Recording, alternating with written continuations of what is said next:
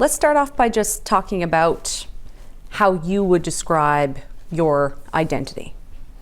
So I would describe my identity in the context of this interview as that I am of Mi'kmaq heritage. And how did you come to understand your Mi'kmaq heritage?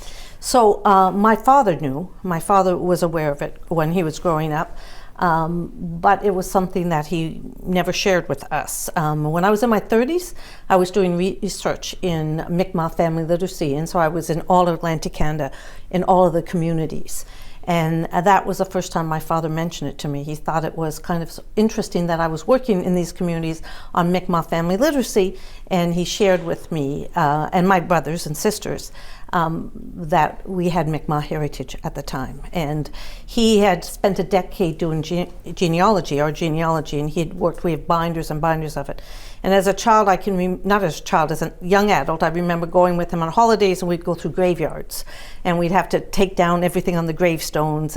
And so he said that he was able to show that in our genealogy. So what's your, I guess, how did you come to look over your father's stuff and determine who are those ancestors, I guess? So it goes back to my father's great-great-grandmother, identified as Mi'kmaq and in the census, and then her parents. So it's 5 generations for me back.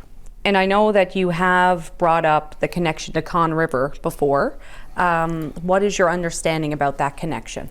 So the connection with Conn River is just that one of my ancestors and is Benoit, and she spent time in Newfoundland at Conn River. My father said her brothers had settled there, so she'd spent time there with her brothers before she came back to Nova Scotia. So she had visited there at some point, but lived she wasn't there from with there. Yeah. Okay, yeah, because you had said I wasn't raised in the Mi'kmaq culture, which is you had said, but my great-great-grandmother was a Mi'kmaq woman from Conn River, Marie Therese or Therese.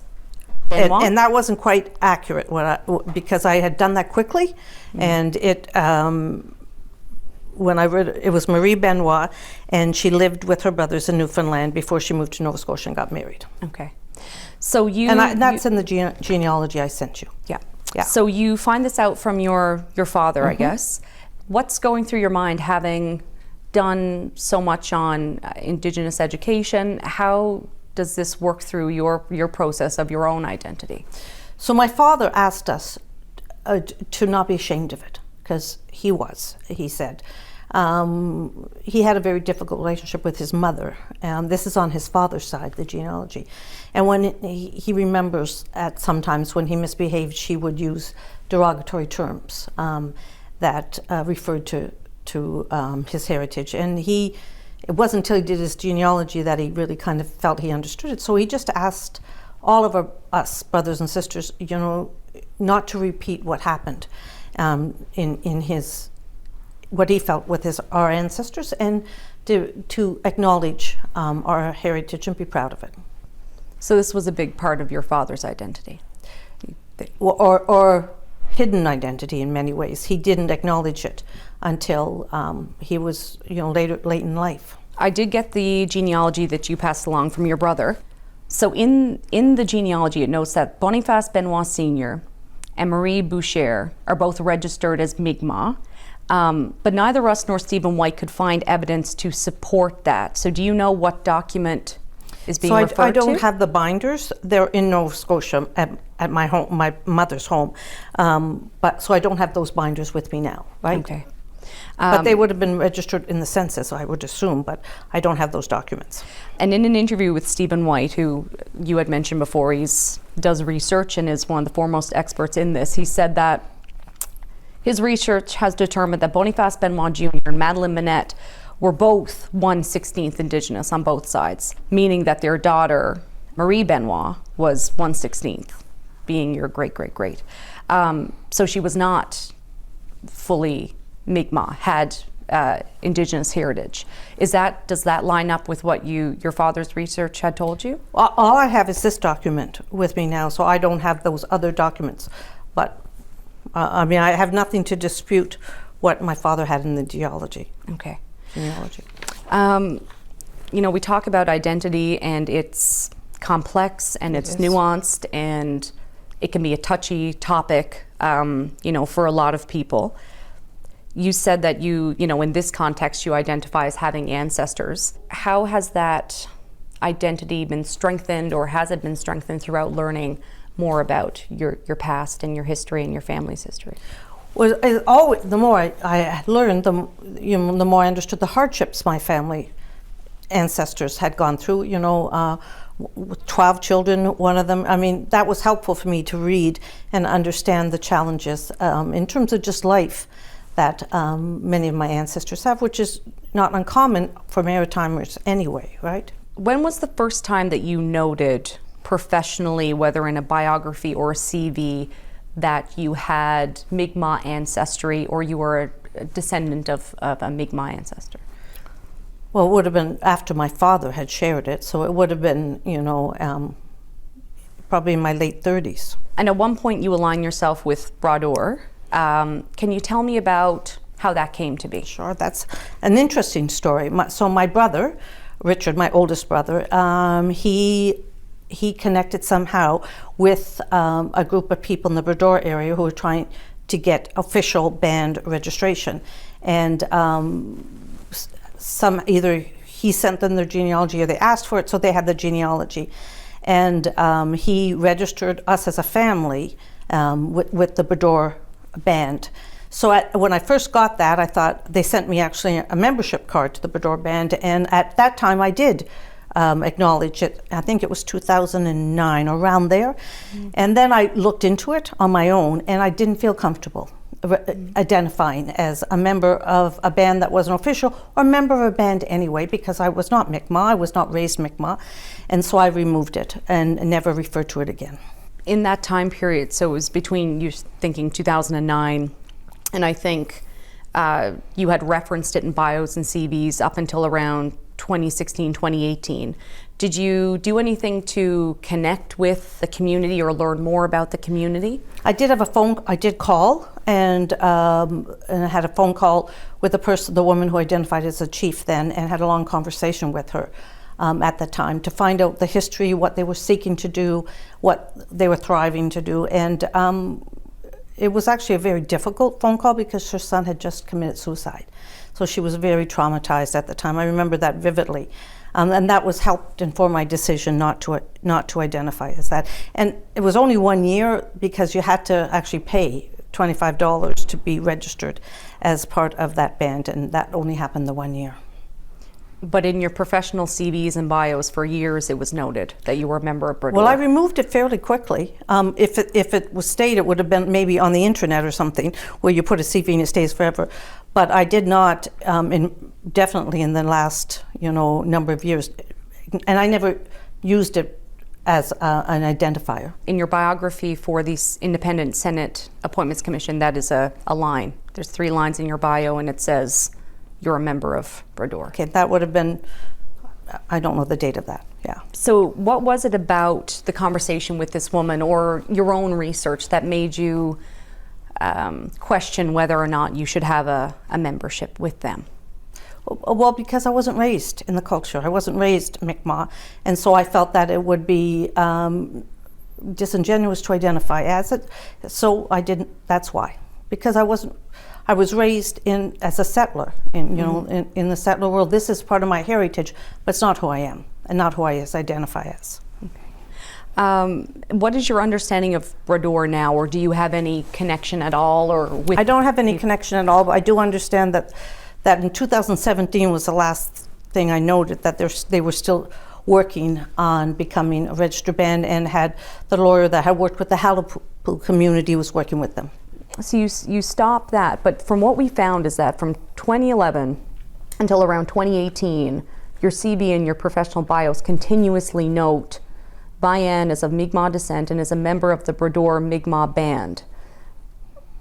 So do you remember putting that in your bio, or how? I do remember putting it into my CV when I first found out. And I don't, if it stayed there, it would have been the same CV that was circulated, but it definitely did not identify that way. As you know, we spoke on the phone, and this kind of came about because there were emails questioning your indigeneity or claims to ancestry. someone may see that you said that you were part of Labrador and had, you know, this lineage, Mi'kmaq lineage, and say that you benefited from that. Yeah. What would you say to that suggestion?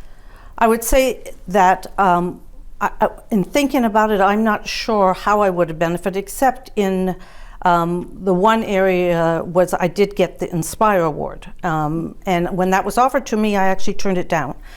I went back to them and said, do not identify as Mi'kmaq, so I'm not comfortable accepting this. They came back and said, we know you don't identify Mi'kmaq. It's very clear in the nomination we received. The reason we're providing the award was your work you did, particularly around First Nations University. So in 2013, the federal and provincial government removed the funding from First Nations University, which was a federated college of University of Regina. It was traumatic. It was going to be the death of that institution, a very important Canadian institution. So I advocated publicly for the funding to be reinstated. I worked with the students. It wasn't just me. I worked very closely with the students at First Nations University, and we worked very hard. Got the funding reinstated, I think it was 2015, but then on a condition that for 5 years that the University of Regina, which I was president of, provided oversight. And we did that for 5 years, and the institution is a thriving institution today. So that was really, and the advocacy I'd done around post-secondary inclusion and indigenization, which was prior to Truth and Reconciliation. So it was really a decade earlier that I had started really advocating and working hard on the area of indigenization of universities.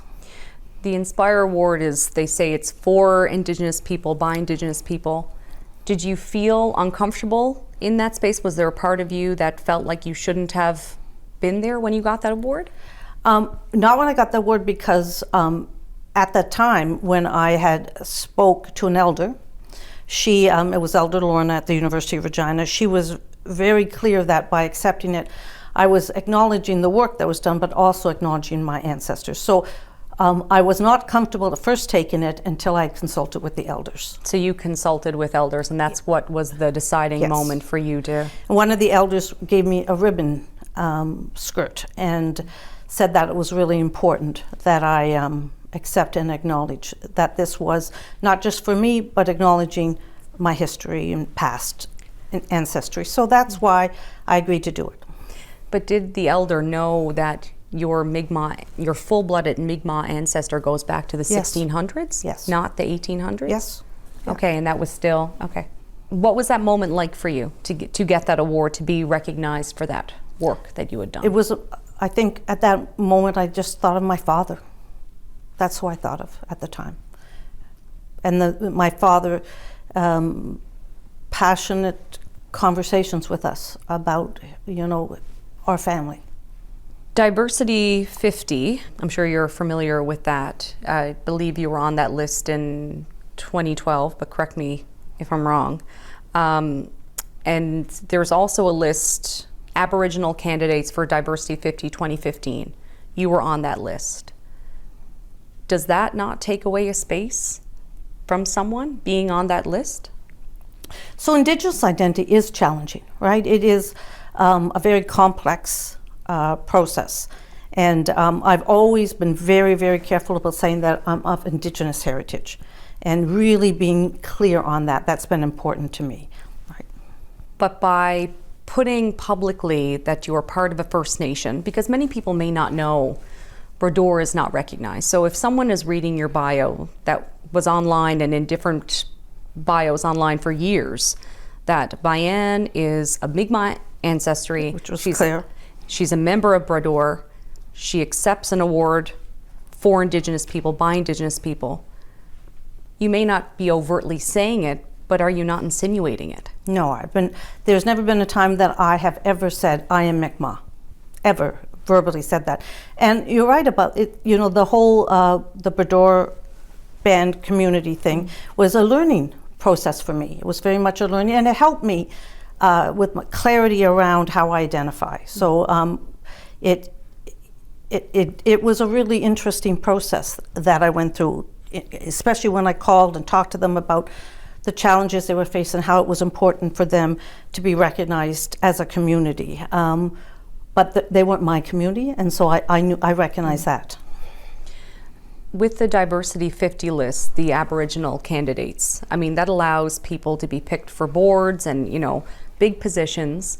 Was that something that was self-nominated, or did someone nominate you for that? I don't recall, so I don't recall that, right? I know the Inspire Award I did, that was not self-nominated. It was nominated by others. Do you believe that you should be on a Diversity 50 list for Aboriginal Canadians, or it was the Aboriginal list then? I would not identify as Aboriginal. So how would you end up on that list? I'm not sure, and I'll have to go back and look if I put my name in or not. But I have always identified with Mi'kmaq heritage. But that is something I've been very, very clear on at every time I speak. I know that on the Inspire website it says Vianne Timmons, Mi'kmaq, Nova Scotia. You didn't put that there. No, I did not. But should it be your responsibility to correct the record and say that, you know, you're saying I never say that I'm Mi'kmaq? Should it be on you to correct the record there and say, no, wait now, that's not how I identify? In my bio, it would be very clear that I don't identify as Mi'kmaq, but I have actually not checked the website of Inspire, and I would have to look at that. Right. In 2018, you were appointed to serve on the Independent Advisory Board for Senate appointments. Your biography at that time listed that you were a member of Labrador and you had Mi'kmaq ancestry. That line was removed when you sat on the committee in 2021. Did you inform the federal government or whomever you were dealing with that, just to let you know, I'm taking this out because, you know, I've since learned that I shouldn't be aligning myself with I would this? never have formally informed the federal government, but at any time, if I'm asked, I'm very, very clear. I do not identify as Indigenous. Okay. But I would not have formally informed them.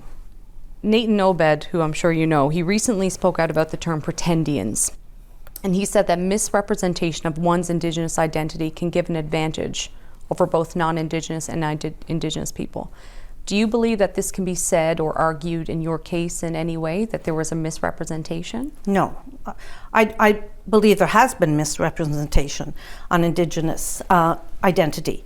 And people have had the opportunity to get scholarships, research grants in that respect. I have always been very conscious of that. So even if it mentions Labrador membership, I've always said I'm of Mi'kmaq heritage and never claimed to identify as Mi'kmaq. But in those years that you did claim being a member of Labrador, do you think that you did enough to investigate earlier on? I mean, you're an academic, you know, you're one of the top 100 women in Canada for so many years. Did you do enough to investigate whether or not you should have been aligned with this First Nation, knowing that it may have opened doors for you throughout your career? I can't speculate on what I should and shouldn't have done at the time. A lot of it is self-exploring, learning about my family, learning about Indigenous identities and how that all works out. So, you know, I'm unable to go back and say, should I or should I not? You know, I just know that I've always been really conscious of the fact that I need to be careful about how I identify and always use Indigenous heritage, Indigenous ancestry when I speak about myself, which I have. How has the conversation around Indigenous identity changed in the past 10 years in general that you've seen in academia and in, you know, society? How has that conversation shifted within the last 10, 15 years? Well, it shifted a lot. I mean, 10 years ago, or even 15 years ago, it wasn't a conversation at all.